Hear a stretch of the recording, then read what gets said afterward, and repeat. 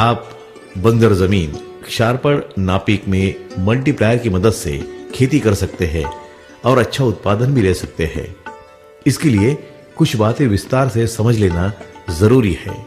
जैसे किसी भी खेत की मिट्टी या तो रासायनिक खाद के इस्तेमाल से बंजर बनती है या खारे पानी के कारण बंजर बनती है। अब हम दोनों बातों को विस्तार से समझ लेते हैं। यूरिया की थैली पर लिखा होता है 46% यूरिया, मतलब उसमें यूरिया 46% के साथ 54% साल्टी मटेरियल होता है। उसी प्रकार जब आप सिंगल सुपर फास्फेट खाद डालते हैं, उसकी थैली पर लिखा होता है 16% सिंगल सुपर फास्फेट, मतलब 100 किलो फास्फेट में 84 किलो साल्टी मटेरियल होता है।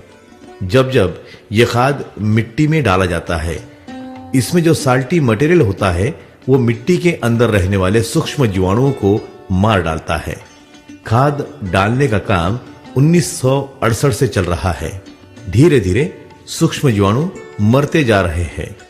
जिस मिट्टी के सूक्ष्म जीवाणु ज्यादा संख्या में मर जाते हैं, वह मिट्टी बंजर हो जाती है। उसमें कुछ भी पैदा होना बंद हो जाता है। कुछ खेतों में तो घास तक पैदा नहीं होती। रासायनिक खाद का इस्तेमाल प्रारंभ होने के पहले भी बंजर जमीन होती थी, परंतु वह कम प्रमाण में होती थी। जिस कुएं यानी कि विहीर का या तालाब का पानी खारा होता था, वहां की जमीन बंजर हो जाती थी। 1968 से लगातार रासायनिक खादों का इस्तेमाल होने के कारण बहुत सारे कुएं यानी कि विहीर का पानी खारा हो गया है।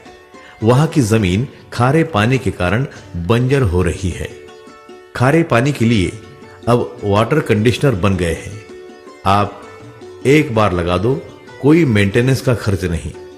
मतलब खारे पानी से जमीन बंजर होना हम रोक सकते हैं।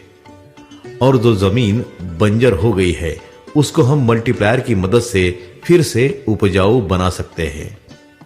मल्टीप्लायर मिट्टी में जीवाणुओं की संख्या को तुरंत प्रभाव से बढ़ने का काम प्रारंभ करता है। जैसे जैसे जीवाणुओं की संख्या बढ़ जाती है, मिट्टी उपजाऊ बन जाती है।